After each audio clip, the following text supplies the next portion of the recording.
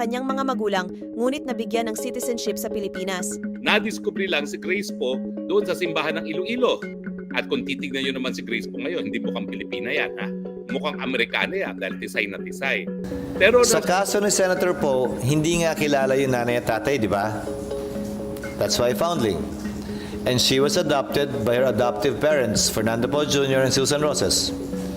But the Supreme Court declared presumptively that she's a citizen. Kasi hindi kung yun nga, hindi mo alam kung sino ang tatay at nanay, may presumption na ikaw ay Pilipino. Bakit si Alice Go, na sinasabi naman niya na Pilipinang nanay niya, walang presumption na siya ay Pilipino. At dahil ang merong pong burden, ang dapat magprueba na hindi siya Pilipino, ayaw kumukwestiyon. Ano ang opinyon mo?